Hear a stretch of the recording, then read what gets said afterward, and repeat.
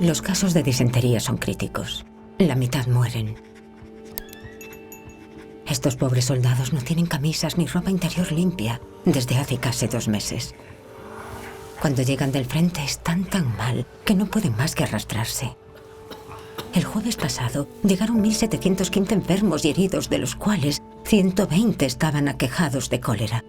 No tenemos ni barreños, ni ropa de cama, ni jabón, ni escobas. Nos falta de todo.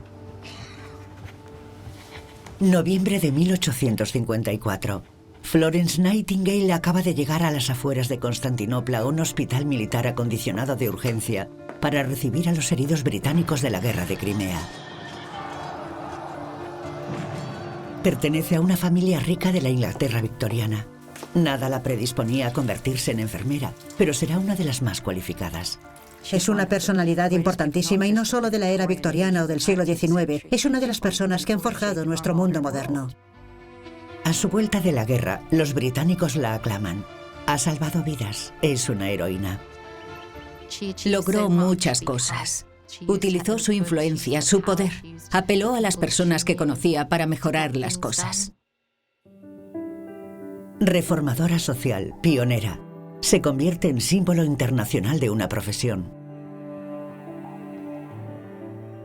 La enfermería fue solo una pequeña parte de su labor.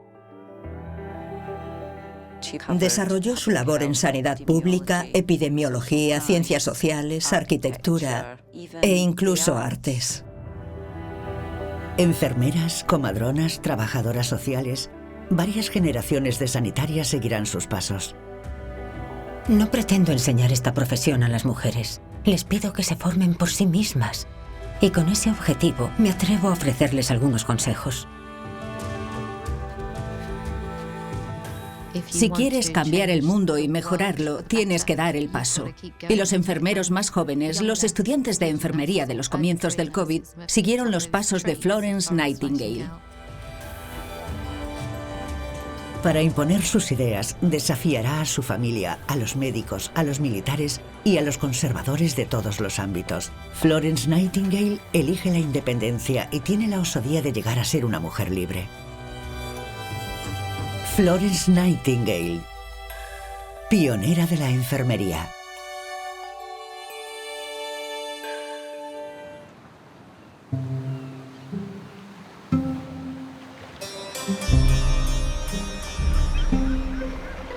Florence Nightingale nunca se habría convertido en una heroína si no hubiese llegado a las orillas del Bósforo un día de noviembre de 1854. En Constantinopla su destino cambia, mientras Europa se une al bando otomano en una guerra de imperios. Un año antes, el sultán Abdülmecid I había declarado la guerra a Rusia, que acababa de hundir una parte de su flota. El conflicto se desarrolla entre el Mar Negro y el Mediterráneo.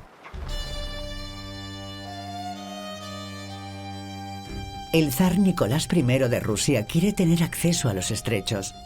Los otomanos se oponen, pero no disponen de fuerzas suficientes.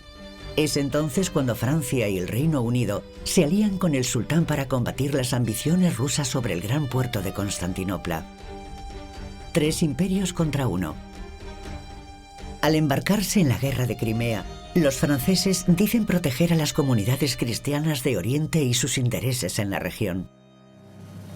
En cuanto a los británicos, quieren conservar el control del mar Mediterráneo.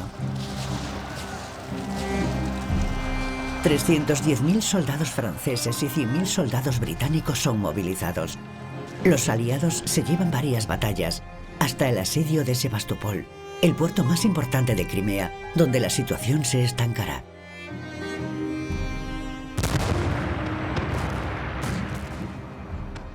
El problema es que la guerra se prolonga y en septiembre de 1854 comienza un asedio que durará un año. Un asedio de ese tipo siempre acaba generando pérdidas en ambos bandos, porque son ejércitos bloqueados, numerosos, que a menudo están mal alimentados, mal aprovisionados de agua, porque en Crimea hay poca agua potable, evidentemente.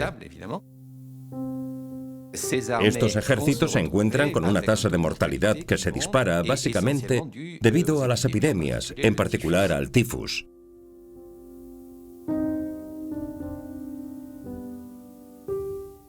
Creo que 9 de cada 10 bajas, según las estadísticas, se deben al tifus, más que a las heridas. Y no obstante, hay bombardeos contundentes. Los combates son encarnizados.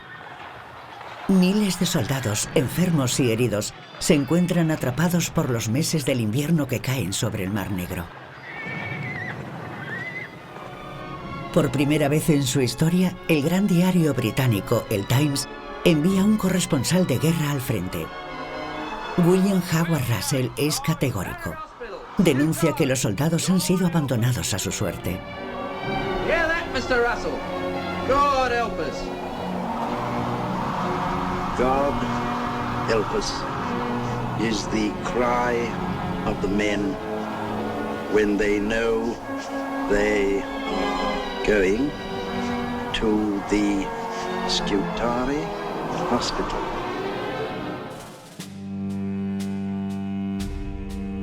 William Howard Russell pasa varios meses en los diferentes frentes de Crimea. Sus reportajes transmiten todo lo que ve, fundamentalmente en los hospitales militares, lugares de mugre y de muerte segura para los súbditos de Su Majestad. El Times hizo un excelente trabajo de información. Es la primera guerra en la que la población recibe las noticias rápidamente. El telégrafo la transmitía en 10 días, mientras que los barcos tardaban meses en llevar las noticias.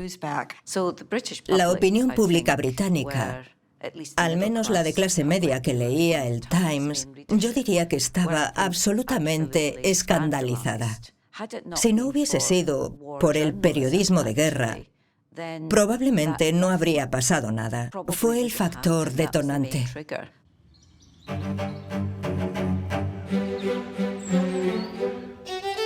Los lectores descubren, entre la sorpresa y la indignación, que no se ha hecho preparativo alguno digno de ese nombre para cuidar de nuestros soldados. En nuestros hospitales militares, los heridos yacen al sol. Esperan días para recibir los primeros auxilios. Es indigno que agonicen en tales condiciones.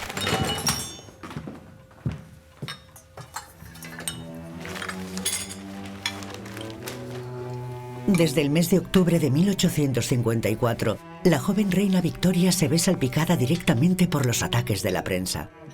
Como soberana del reino, es la jefa de las Fuerzas Armadas y su imagen se ve empañada por las elevadas pérdidas que se producen en el seno de sus tropas.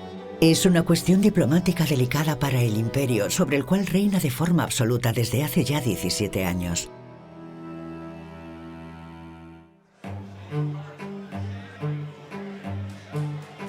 La opinión pública se indigna. En el seno del gobierno se alzan voces para criticar la forma en que se está llevando esta guerra.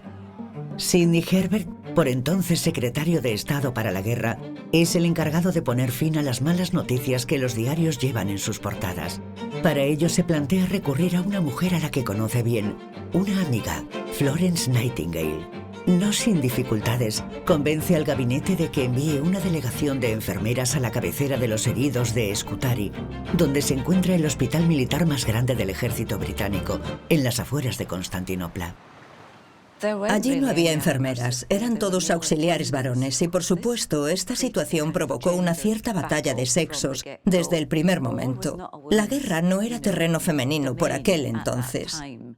De modo que se produjo un enorme choque cultural y una intrusión de las mujeres en una esfera de influencia y jurisdicción masculina.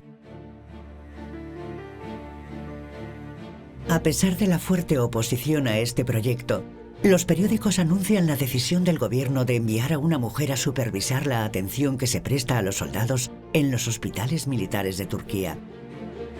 Por primera vez, la prensa habla de esta desconocida, la señorita Nightingale. Tras 3 semanas de viaje, llega a orillas del Bósforo, encabezando un escuadrón de 40 mujeres. La aparición de estas primeras enfermeras sobre el terreno es algo novedoso. Hasta la guerra del 14 no volverá a verse una misión similar, que ellas tienen bien interiorizada.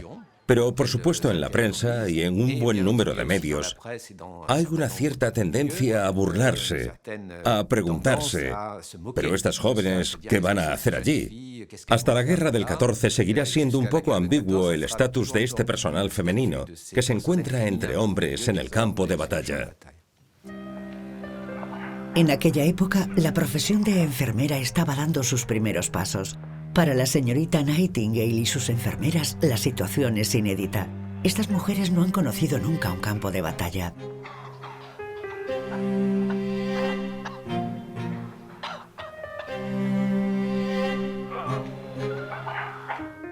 Cuando llegó, no tenía ni idea de la magnitud de las heridas, ni del número de bajas que se encontraría. Y cuando entró en aquella sala inmensa, los soldados estaban alineados en el suelo, sin ropa, sin sábanas, sin cama, sin nada.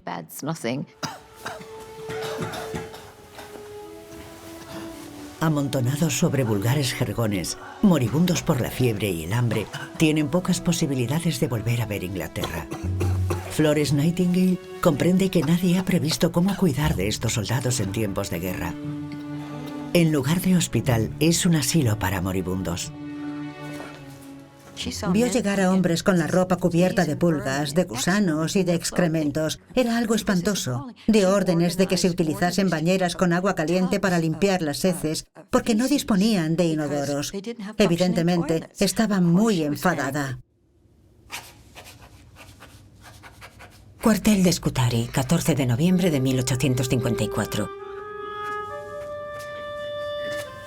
Querido Dr. Baumann, he recibido un mensaje alertándome de que nos preparemos para recibir a 570 heridos más, que llegarán tras la terrible batalla de Balaclava.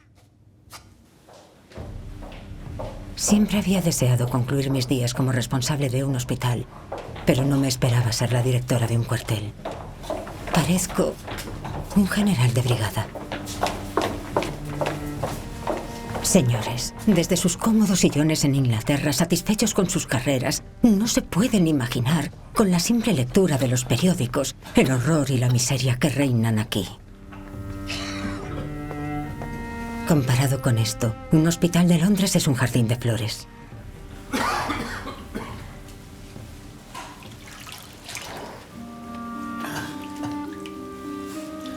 Superados el horror y la ira, la señorita Nightingale organiza a su equipo de enfermeras con una disciplina prácticamente militar. Aprenderán a curar sobre la marcha, con pocos medios y con urgencia, frente a la mugre y los contagios masivos. Las enfermeras no tenían formación específica como tales. Muy pocas eran buenas. Había algunas que eran la excepción, pero en general la enfermería era una ocupación para las clases bajas, con un sueldo pésimo y unas condiciones laborales terribles. Por eso la misión de Nightingale era elevar su nivel de competencia, y eso comenzó con la guerra de Crimea. Necesitó algún tiempo para imponer su criterio sobre los médicos militares, que eran la máxima autoridad hasta que ella llegó.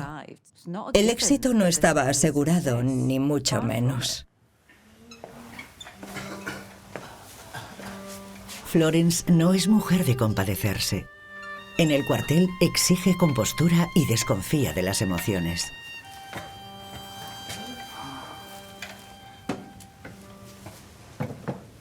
No puedo permitir ni el más mínimo descuido. En el cuartel no hay lugar para irresponsabilidades ni para la desidia. La vida de la tropa depende de ello. En lo que respecta a su personalidad, en términos actuales, la describiríamos como introvertida. Odiaba toda forma de atención, siempre intentaba evitarla. Pero se identificaba de una manera sincera con las personas que eran mucho menos privilegiadas que ella. Y creo que eso es algo muy loable, porque debemos reconocer que podría haber hecho muchas otras cosas, pero eligió una vida difícil, dura, un camino complicado.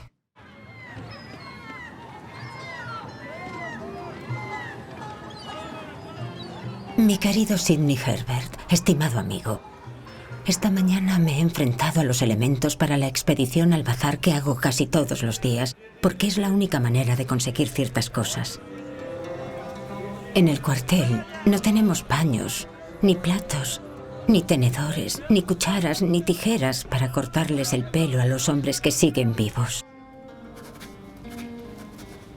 Me he convertido en cocinera, celadora, lavandera e incluso en proveedora.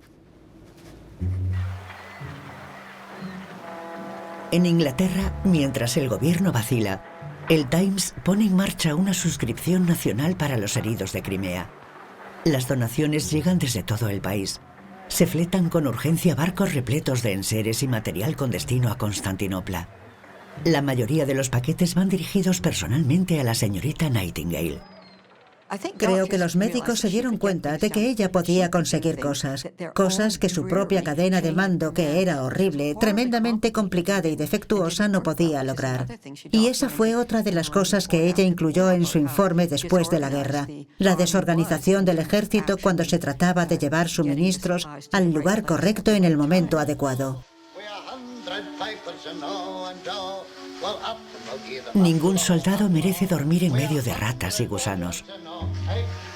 Para frenar los contagios, Florence ordena una limpieza de arriba a abajo del cuartel, compra alimentos extra, sábanas y camas rudimentarias, utilizando los fondos del Times y sus propios fondos. Es una pequeña revolución.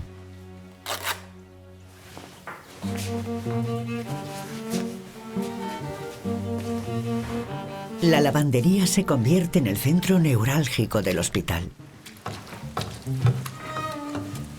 Desde aquí, la señorita Nightingale impone principios elementales: ropa de cama y apósitos limpios, agua caliente. La mejor arma para intentar bajar la tasa de mortalidad del hospital. Hoy en día nos parece lo lógico, pero en 1856 nadie lo había pensado. Hace falta higiene, hace falta ropa limpia, y los pacientes se sienten mucho mejor cuando tienen esas cosas. Fue un cambio fundamental. Hay un detalle interesante: que Charles Dickens, el famoso novelista, ayudó a comprar una secadora. Está muy bien lavar la ropa y la ropa de cama, pero hay que secarla.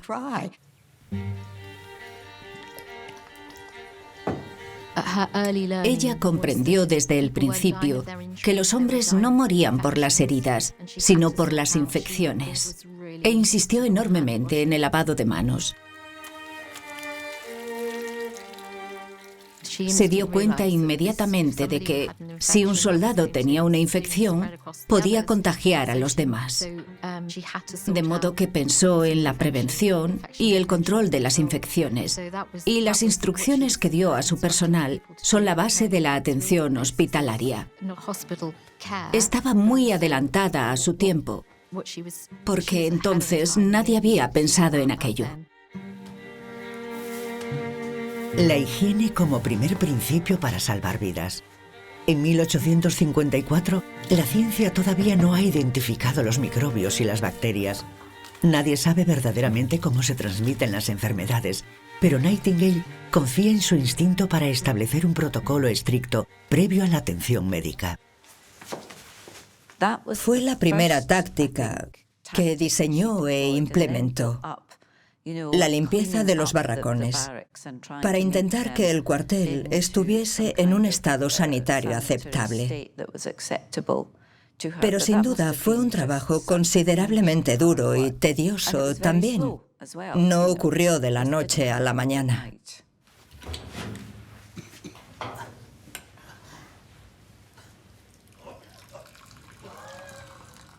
Los médicos se dieron cuenta de la enorme mejoría de los pacientes.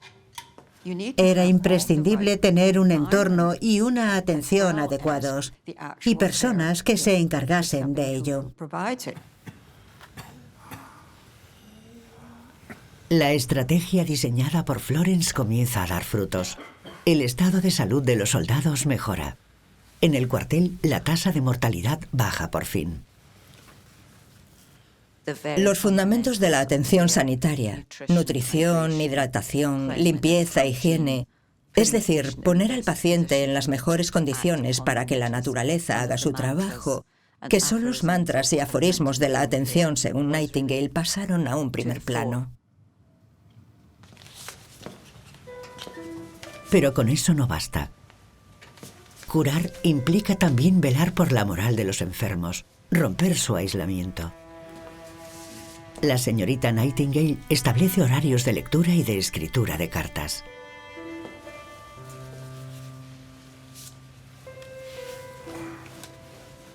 Estos pobres hombres soportan el dolor y la mutilación con un heroísmo resignado. Y he oído comentar a un hombre que ha soñado con los amigos que dejó en casa. Sabemos a ciencia cierta que escribía a los seres queridos de los soldados moribundos y que les ayudaba a contactar con sus familias. Y a veces la familia enviaba esa carta a un periódico. Es decir, que se publicaban. Imagínense el inmenso placer que sentían. Pero el comandante, el oficial al mando de esos hombres, no había escrito esas cartas. Ella hacía algo que el ejército británico no hacía y la familia se lo agradecía. Hospital de Scutari, 12 de abril de 1855. Queridos señor y señora Cope, me aflige tener que comunicarles la enfermedad de su hijo. Está siendo atendido por los cirujanos, por una de mis enfermeras y por mí misma. Él estaba deseando escribirles una carta, y 2 o 3 veces lo he visitado con este objetivo en mente, pero siempre lo he encontrado demasiado débil. A menudo murmura, madre, madre querida, y le gustaría decirle tantas cosas. En Gran Bretaña, la joven Nightingale se convierte en un símbolo, en una especie de ángel que vela por los soldados del reino. Se ha convertido en la célebre Dama de la Lámpara. Un sobrenombre que la acompañará toda la vida. No obstante, su vocación no había nacido en el frente de Crimea, sino mucho antes de la guerra, cuando no era más que una niña.